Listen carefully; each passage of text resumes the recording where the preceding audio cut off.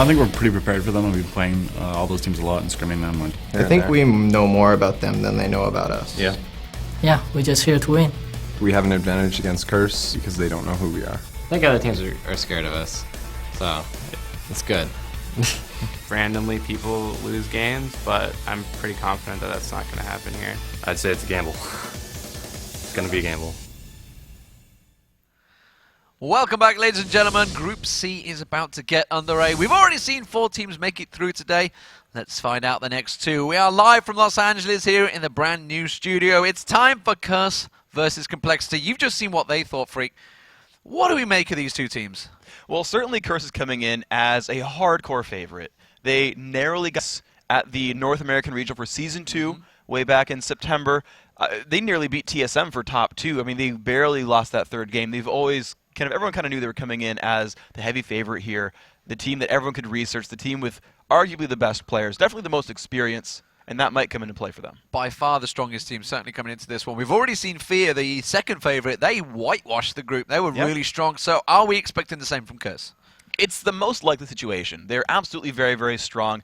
If you played the same tournament 20 times, you might get Curse winning at 15, but you know, it's best of 1. These teams are coming prepared. If they can get those wins, you know, out of nowhere, it's all it takes. And you can see how prepared they are. The picks and bans going straight through. Wow. Olaf, Shen, Evelyn banned out. Twisted Fate, Nunu, and Elise banned out. But there is Kha'Zix straight away.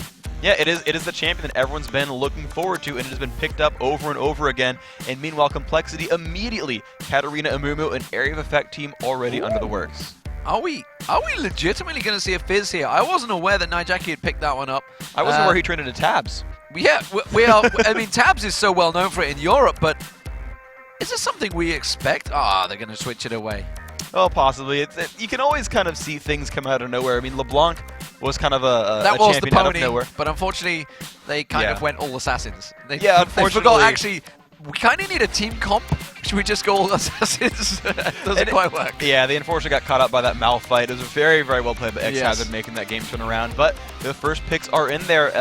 You know, these are the types of junglers now that St. Vincent has been learning a lot more. These sort of tanky, not so much carry junglers. He used to play a lot of Shyvana, a lot of Lee Sin, guys like that. Now it's all about, you know, this Cho'Gath, the sort of the frontline guys. He's got a lot of jungle control with him. It should be good. So we have an interesting comp coming out from Complexity here. They're going for the kind of the AE composition. Do you think that kind of forced the hand of Misfortune to get picked up here? It's absolutely a possibility here. Now, the one thing to keep in mind is, I mentioned this a couple of times here, Element said that his, like, the best bottom lane to pick up in, like, blind pick is Sona Misfortune. Right. And so, you know, kind of putting that together, they grabbed the Misfortune. They're hoping Sona might stay up there in the picks there. That's not going to be the case. Nunu, of course, banned out, so the other really top support there, not quite available. But honestly, I don't know. I don't think you really can deny individual picks because champions like Ezreal and Graves can still fill that role pretty well. Yeah, so you can see the picks coming thick and fast here. These guys are prepared for this match. And do you think Curse are going to pick a comp specifically for Complexity? Or do you think they're just going to say, we're going to do our own thing, it's up to those guys to try and counter us? No, it's really much more, when you're kind of the heavy favorited team and there's much more research available on you, you play a fairly safe composition. Of course, you react during Champion Select. Of course, they've made adaptations as the picks have gone through.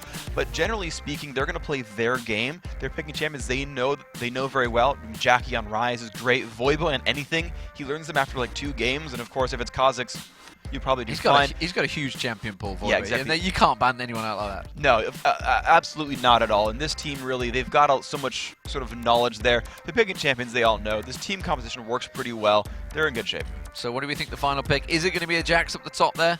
And that's also going to be a Jax versus a Kha'Zix, I guess. It's going to be Jax versus Kha'Zix, barring any lane swaps. I mean, Jax is probably one of the worst 1v2 champions you'll ever see in the game, so I mean, that might be the situation here.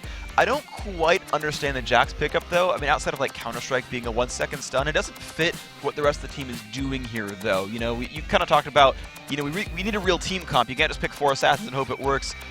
You know, Jax is just a little bit out of place in this group. So, well, there are the few picks. They've all been selected. Everybody's locked in. What are we seeing? What are you feeling between these 2 teams? Well, the overall team fight power is really good for Complexity. The ideal engage, the perfect 5-on-5, equal gold, equal positioning, it's theirs. That's their team fight to win, and it's going to be great. The problem is if that runs out of gas, if they don't get the reset, they're going to get cleaned up completely. You've got Ryze, Misfortune, and Kha'Zix all of them will keep kind of churning out very, very strong throughout a fight. Rise, very, very low cooldowns, constant damage output. Kha'Zix is going to get those resets eventually, start pushing on forward. Whereas you're really kind of relying on a Mumu ultimate and Sona ultimate to make that fight start well for you, and they don't have a lot to fall back on. So, you may have seen it in the video. We certainly saw it earlier on because we were there while they were filming those videos. But Complexity are quite confident. They feel good to be the underdogs coming into this. Yeah, they are a very, very good team, honestly. It's a roster of players that have been around for a little bit longer than the tag might suggest. They recently became Complexity Academy. Even more recently, actually dropped the Academy part of the name, just became Complexity. You know, kind of got upgraded within the organization. But they had been around for a while. They had recently, you heard it in the interview, they dropped their top laner, Captain America, picked up the new one, Grim Samurai, and they've done well so far with them. And you know, I would come into a tournament confident as well. If you come into a tournament and you're like, oh, we didn't prepare enough, we're screwed, that's not a good way to win a game. Yeah, and for those unaware, Complexity is a big name in North American esports. You guys, I know there's a lot of you guys that might be quite new to esports, but we are about to get underway. So, ladies and gentlemen, it's going to be Curse Gaming versus Complexity Gaming, and straight away we get things going. Curse Gaming are going to be the blue team in the bottom left-hand corner. Complexity are the red team in the top right-hand corner. Freak, this could well be the first of... How quick do you think Curse could take this one if they were? They are the huge favourites, but that in itself puts so much pressure on them, but they looked so calm and confident when they came in. No, I think they're going to play it straight up. I don't think they're going to make any stupid tower dives. I can't predict game time, certainly. I can't even predict who's going to win this game. I really believe this could be anyone's game. Both teams are strong, full of great players, good strategy, good team compositions. There's a couple of games where I was like, I'm not sure about the champion picks here. This one, in general, I mean, I kind of gave a little bit of smack on the Rise, but realistically, or sorry, on the Jax, but realistically, these are both very, very good team compositions overall. So I can't go either way with this one. Okay, so let's talk about the pressure of these guys. Yeah. Complexity say, you know, we're the underdogs, we don't feel it, we feel confident we're coming into this one. Curse, you know, we've seen the video. This, if they don't qualify for this, their life is going to change because they've been living this life right there on your screens. They have been living this life as this team. Obviously, the team has changed a number of members over time, but they have been doing this as their job for the last year. In fact, 2 years for some of these guys. How much of an impact would it be for these guys to mess up? I mean, like you even saw in Najaki, and they just didn't want to think about it. It's interesting, right? Because I think these guys are coming into it with confidence. I think they're coming into it not super nervous, but it is huge and life-changing, of course. If they do lose here, you know, if they win, of course, as well, it's interesting because they're expected to win, and it's not life-changing if they win because it's the same life. Even though that does weigh on them, I gotta feel like they're playing this one very normal with clear heads. So we are going to see possible level 1 invade. See them poking back and forward. More a case of just, we want to get this ward in, and we're getting the hell out of here. We haven't really seen many level 1 fights in this tournament so far. There really haven't been much of any overall, and it's not that the teams are playing super reserved overall, it's just that the invades aren't catching kills off of the back of them. That, you know, they'll see each other go in, but they'll skirt around the edge, or someone will get out, or Flash will get burned, though moves are still often made. I mean, Jack mentioned earlier on that he thought that maybe the ward placements, everybody's got so well known at the ward placements that it's just preventing everything. Yeah, absolutely. Where there's, you know, basically 3 main jungle entrances right now. There's, you know, one right by blue buff, one near Wraith, and one at the top. And that's against purple side jungle, and of course those are mirrored on the other side. And so if you put a champion there in one place and a ward in the other, you pretty much know all of what's going on. Okay, we're seeing the top laner taking away, looking like the Wraith there is going to have all of the Wraiths, so it's going to be Jax taking that away, which means, does that mean we're going to possibly see a potential gank or a definite invade from a Mumu on bottom? I think it's not the situation here. I think the Wraiths were just taken away because they'll respawn in time, and Mumu's going to get help on the golden buff. He'll get that smiteless, and that's pretty much normal now for junglers now to get a smiteless leash because your side lane can still get to lane in time, but he'll just be able to clear, get to the lizard and just be fine. Okay, so let's take us through the lanes. We're looking at the duo lane right now down the bottom here. It's Cop and Elements, it's Misfortune and Lulu versus Ezreal Sona. Ezreal Sona used to be the ultimate poke combo. It absolutely was, but now Misfortune sort of, people kind of relearn that she was an amazing lane champion. Lulu as well, really. These are kind of 2 champions, or 2 lanes that are trying to do the same thing, deal damage from a distance and try to turn things around. Curse with a quick lead because they took double golems, have a level advantage. You're seeing Cop at level 2. This is their time to kind of push themselves on the opposition and make some moves. But realistically, the heals from Sona, the long range of Ezreal, I don't expect to see kills come out of it. So St. Vicious taking away the red there, may well head towards the bottom. As it is though, the mid lane is going to be Ryze versus Katarina. Ryze vs Katarina, it's interesting because Ryze has this weird power curve where, unlike most mages, he actually gets much better as the game goes on farther and farther and farther on. But being range versus melee, he's actually got a decent matchup, even at level 1 here. You can see Reigns at the moment with that slight level advantage. But here's the top lane. It is Jax versus Kha'Zix. Kha'Zix jumping away, took a jump at level 2. No doubt taking them some rockets in there as well. I can never remember the name. It was Void Spike. Void Spike, of course it is. Yeah, so he's got Taste Their Fear right now. Void Spike going to be probably the first evolution to grab, but certainly he's got a lot of trading power right now. And these are two champions who actually scale quite well into the late game overall. And that's going to be, you know, an important thing to sort of deal with, is that they'll both be explosive late game. Winning a lane here is actually really important. And I'm intrigued by that one because he hasn't taken Void Spike. Most people take Void Spike as level 1 these days. It's something that certainly the Korean teams have been taking. I think SOAS may be the same. He hasn't done that. Well, you don't have to take it at level 1 in order to max it and evolve it first. I think really this is about being in a one-on-one matchup and winning it. Yeah, and it's against Jax. And obviously, he gives you the health if you use it close up by. We can see at the moment the jungler in the top lane getting ready, but Reigns is going to get taken down very low. Has to burn the flash out. Can Nijaki finish him off? No! The Ignite will not get him. The health pot just saving his life. And there we go. That's a lane where you've got, you know, again, Katarina in this bad matchup, being melee versus ranged, just a million health potions in that matchup and having to chug through them to stay alive. And it's going to actually hurt his money quite a bit. So we can see a little bit more poke. Nero heading down towards the bottom. Has not got a ward there to spot him out, so could try and bait this one out. I don't know if Complexity... Actually, I guess they could, because Choosy Cookie's pretty low, but just now, actually, kind of unfortunately for Complexity, you just saw Elements go back to base. They will not be pushing in. That Amumu gank will go nowhere. He was just going to sit and waste his time there. Cop quite happily to sit and back off and let that lane push itself. We do see Nero heading up towards the mid lane, but we do have the jungler of St. Vicious there. And St. Vicious, he's probably the most outspoken member of Complexity, but we're seeing a really early dragon here. No, this is a really nice move. They saw that the bottom lane actually recalled back, and so they and actually the mid lane as well. So they had an immediate like 4-on-2 on the map and just kind of jumped for it. And unless a terrible miss might happen, that's a very good opener. It's a really nice set of map control. 5 minutes in, and the first dragon going down. That's going to definitely throw the timers out. St. Vicious was pretty much wise to it though, trying to get in there and get the rupture, but completely blind to anything happening there. So let's have a look through the lane so far. Top lane pretty even between the two. Mid lane, well, you can see that Nijaki has got that slight advantage. He's already forced Reigns to go pack in once, but honestly, it's going to be pretty level, I think, between these two. I think he's quite happy to fight on the turret, although he missed a couple of CS there.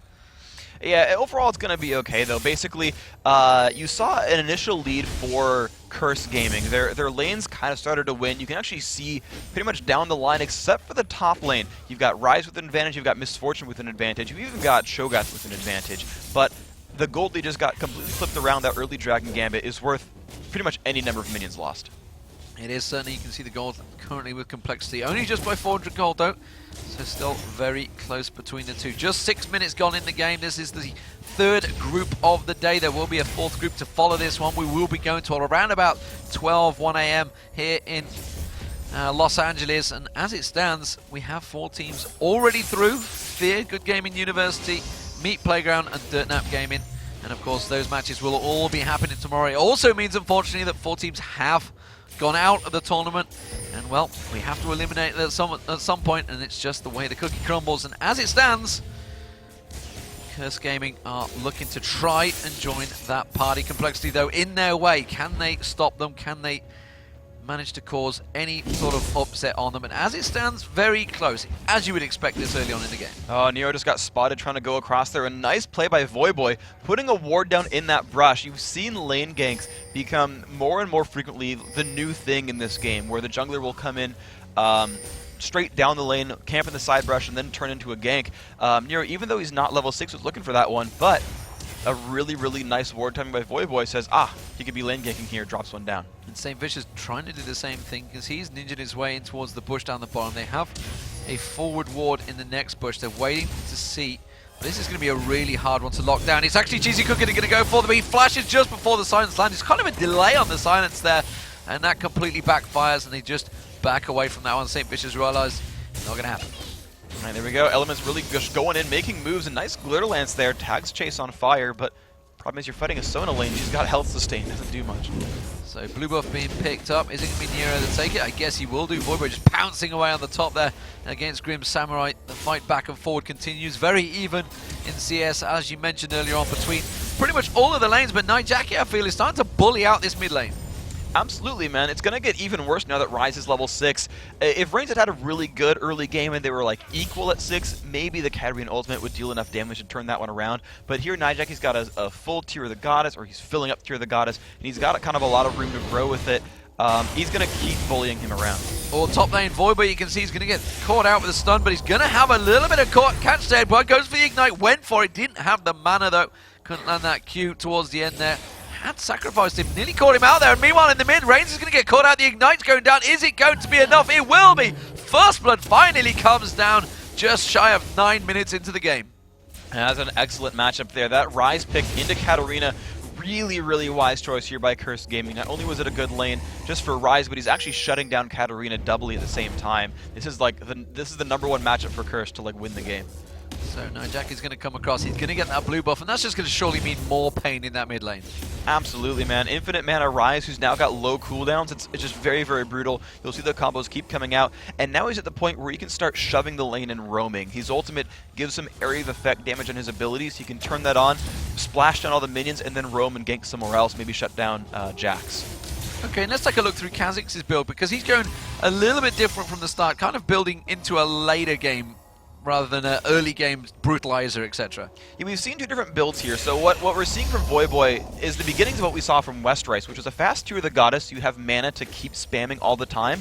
But he didn't go for Mana Immunity right away. He's still got the Brutalizer early on, upgraded towards Bloodthirster, and then later on, when it was more capped out, went for Muramana and all that. So he might upgrade Mana Immunity right away. I wouldn't expect that, but yes, he's basically looking for this sort of late game item build. Interesting Voidboy there. He's feeling a little bit of faintness there. He wasn't quite sure where the jungler's been. He obviously hasn't been visible for a while. Didn't want to get baited into anything.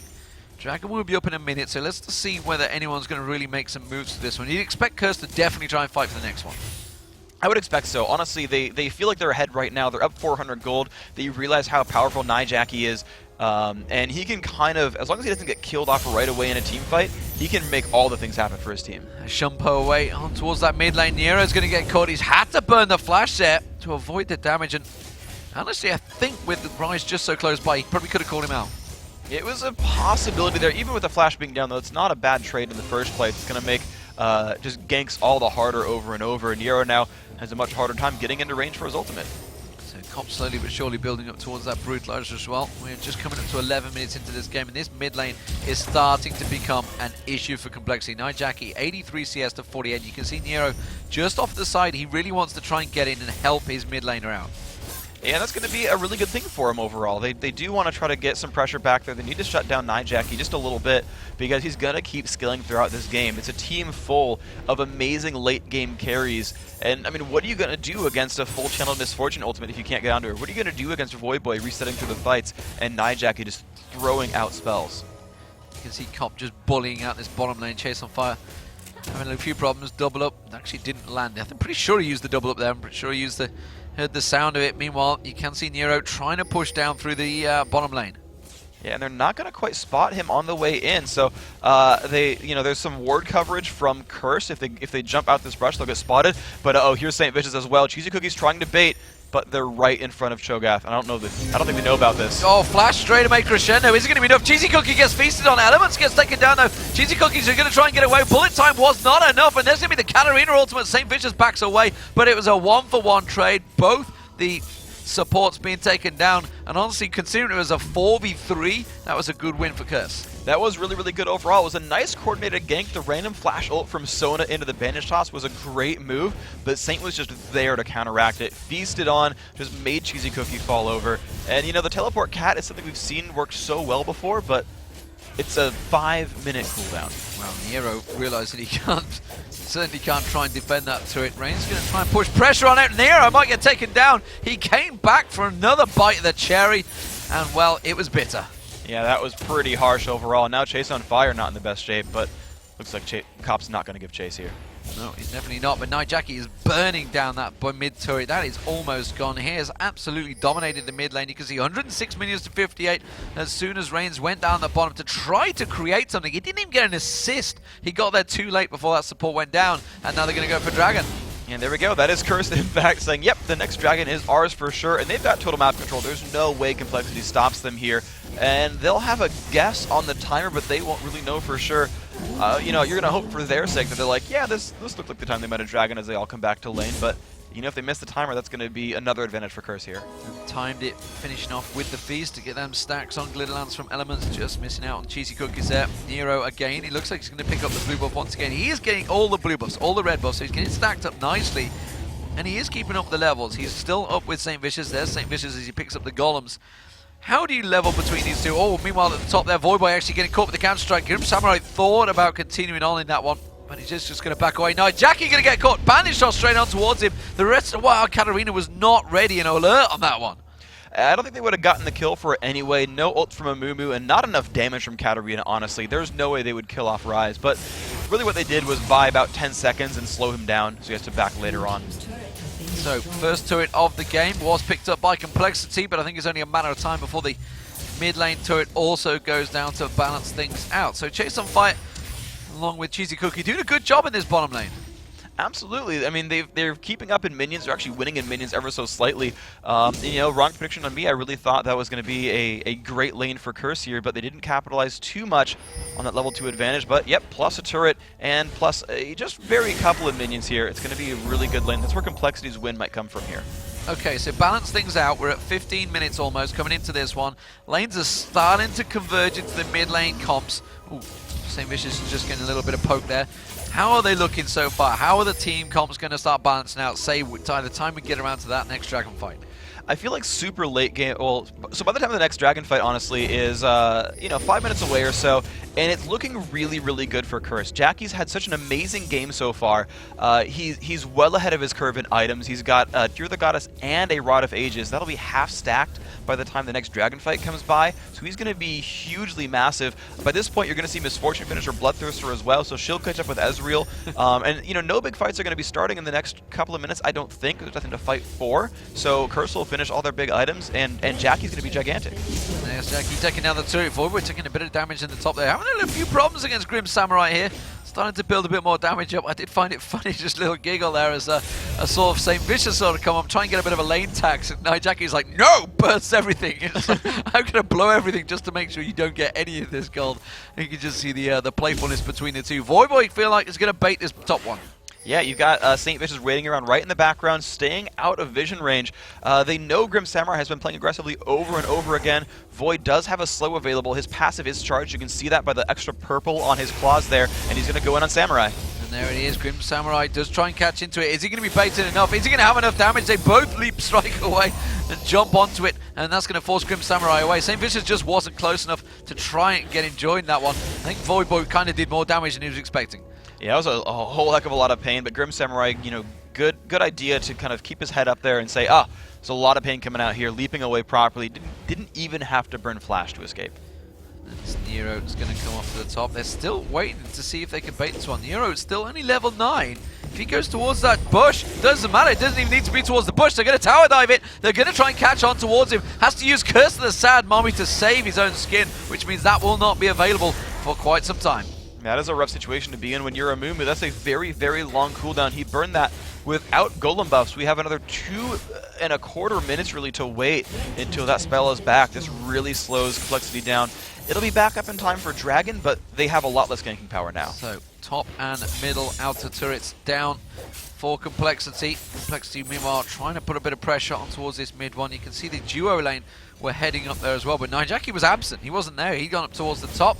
Didn't really care, and he's going to come back and clear out that wave without any issues whatsoever. Meanwhile, the duo lane of Curse Gaming heads back down towards the bottom there. Cop's just going to continue farming on. So, let's have a look at these two AD carries as they are pretty much hitting some high notes. 152, 152 CS apiece. How do you balance between the two? Misfortune, Ezreal.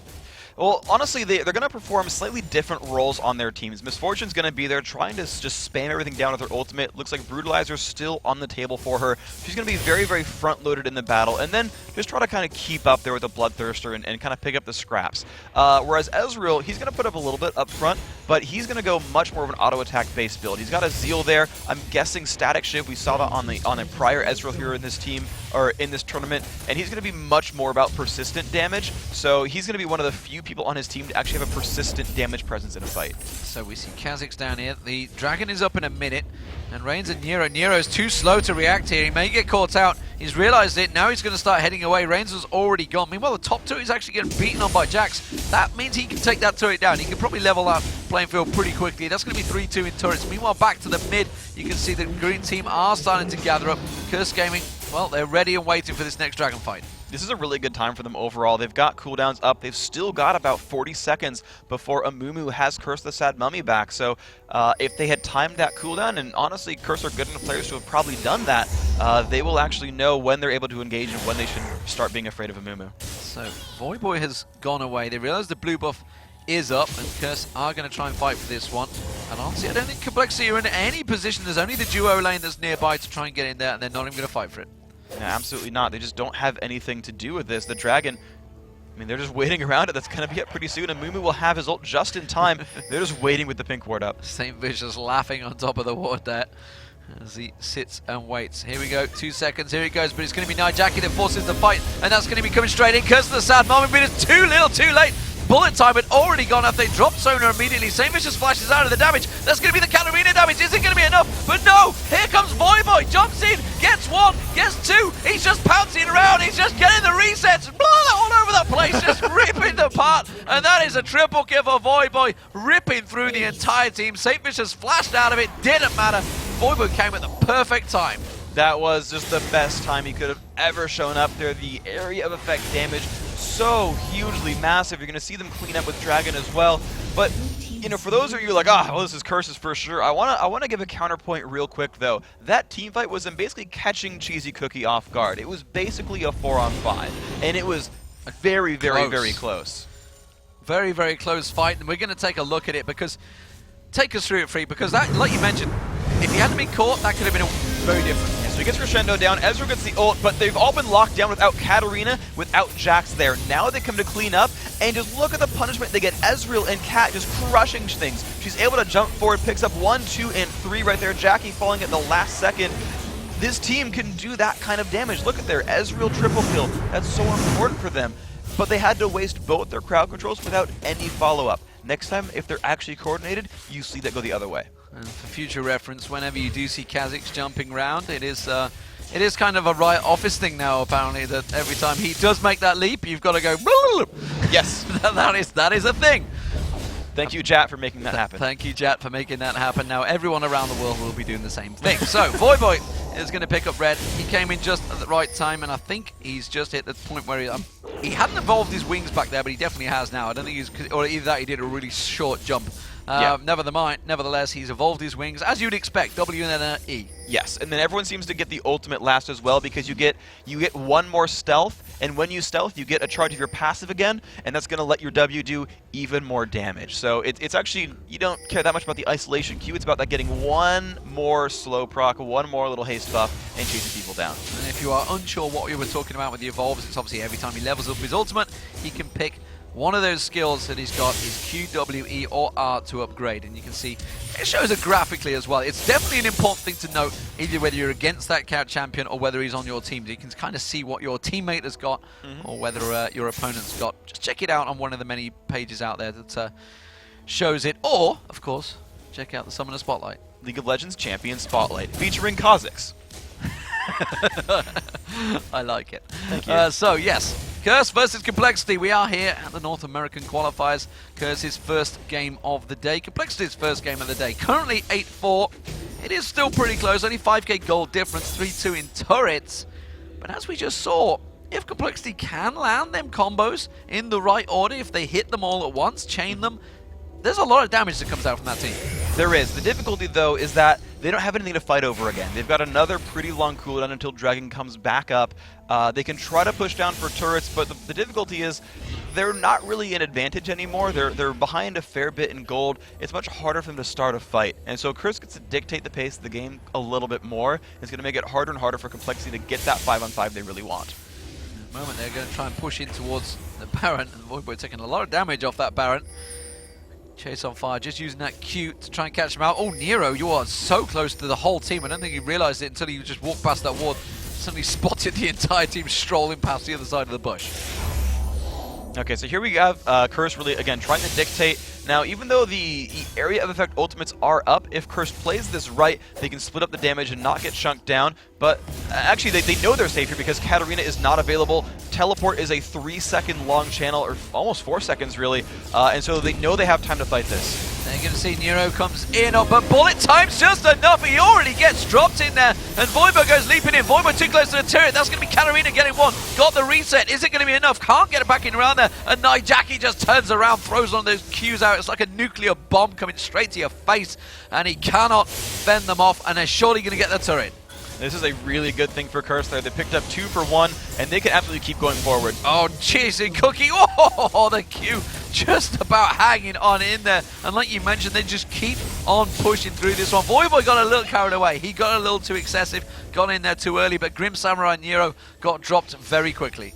Well, it's really important that Curse fight shorter duration engagements, really. The damage per second output from Ezreal is actually going to be higher than they'll get from Cop's Misfortune. And they know that going into the build. They know that she's relying on the ultimate.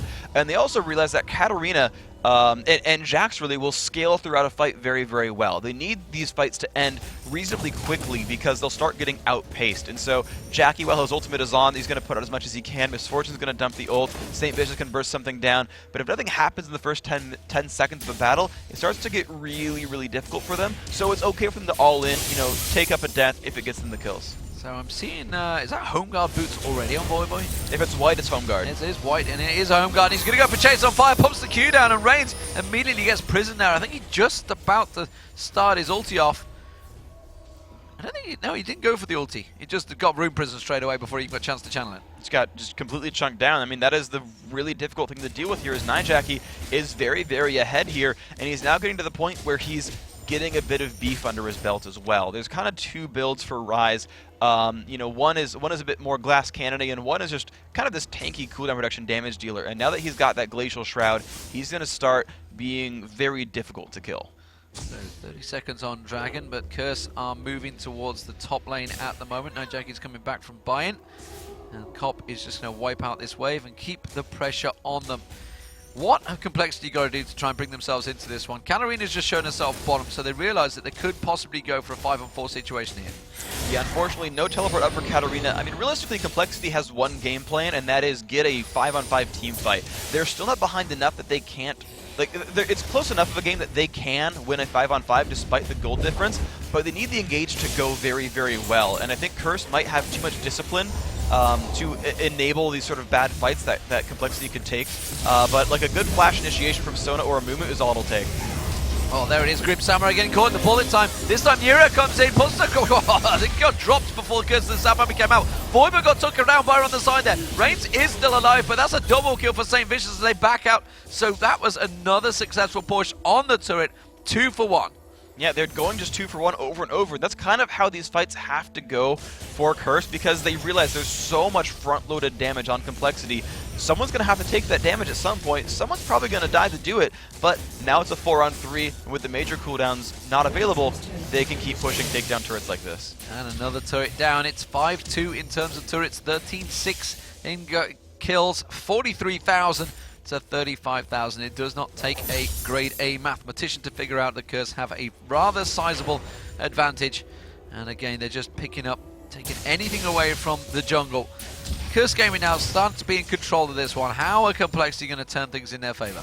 They just need to get these fights to work somehow, and I don't know what it is that they can do, but you know, they're clearly not able just to turtle on turrets because Curse are pushing very relentlessly. They can't just sort of wait and pretend they have a Nivea on their team. The fights are just continually brought to them.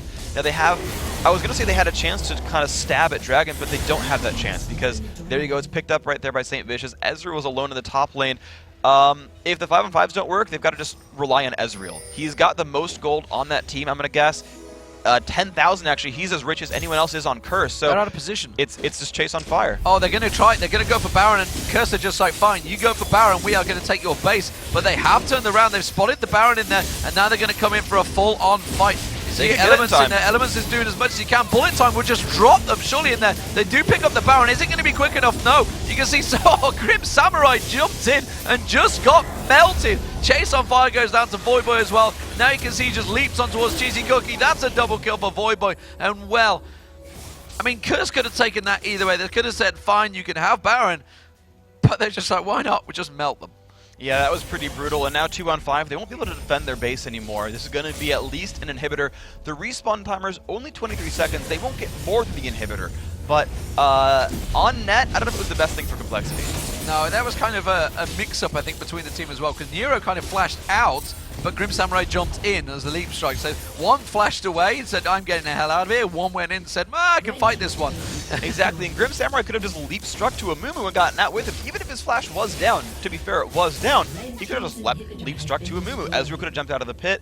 They could have sacrificed Sona, and that's okay, but like, everyone else on that roster could have jumped over the wall. Jax, Katarina, a Mumu flashed, Ezreal, they could have left that fight completely scot-free and gotten Baron for nothing. Could have got out of there because they got it before Bullet Time even came in. They could have just, that's it, we're gone. It was a mid-bullet time, but none of them died to it. They had the ability to escape that battle. They went in and got caught. They could have left. They went in and got caught. Just poor, is that just poor decision-making? Decision-making? Yeah. Is that a group thing? I mean, it didn't seem to be a team decision because some went, some cascade. I don't know. I'd like to ask them after the game, like, who made the decision to go fight after Baron? Because, I mean, granted, they're behind in gold, but you wear a Baron buff, you can weather a 10-kill deficit if you're wearing Baron buff.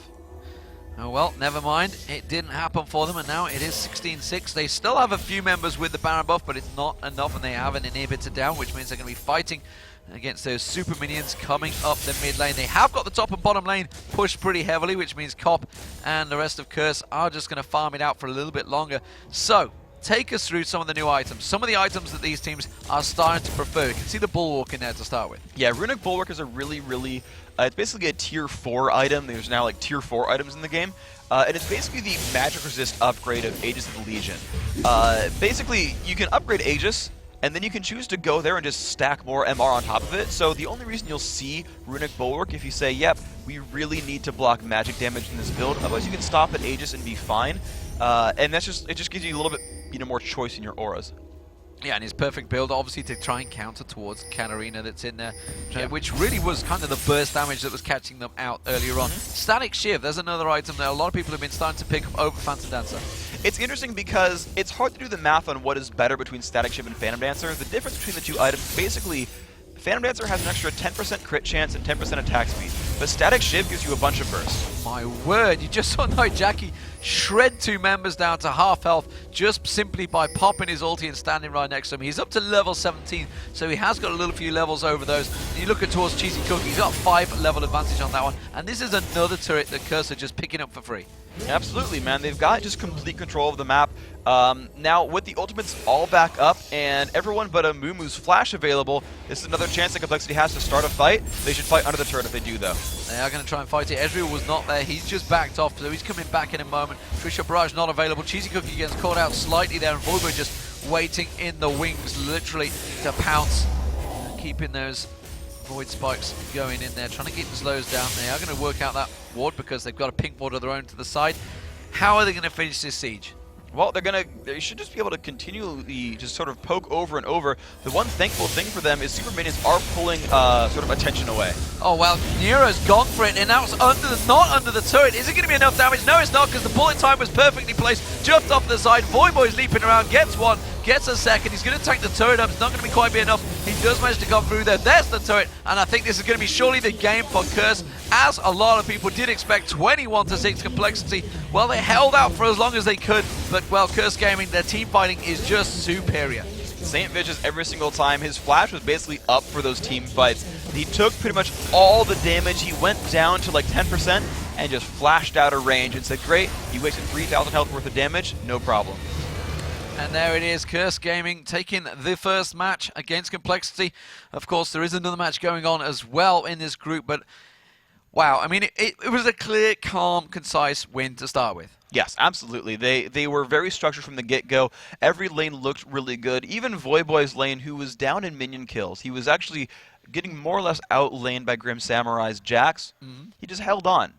You know, never got really aggressed out, never really got taken down. He died twice, and those were in those two-for-one battles. And that was it. He went 6-2-7 overall and was just very, smart about it and reserved. The real big lane, that was Nyjaki's Rise. And from the get-go, it was great for him. He outlaned Katarina the whole way through, picked up basically 2 free kills early on, and just kept snowballing ahead, kept getting farther and farther ahead. And there's a sportsmanship between the two teams, shaking the hands of Complexity. Of course, Complexity not out of it yet. They do have a second match to take place. They're going to face the loser of the other match happening right on stream 2 right now. But overall, Curse Gaming looked good. They looked strong. Complexity did not look too bad. They had good teamwork going on overall, and they actually almost turned one of their big team fights into their own. It was very, very, very close. Honestly, Complexity, despite losing their first game, is not a team I would count out. They absolutely have what it takes, I see, to go into the quarterfinals. They could absolutely do this. So, ladies and gentlemen, without further ado, let's get over to the second match. We're going to pass you guys over to stream 2. It is going to be Rivington and Kobe24, I believe it is, bringing you the action.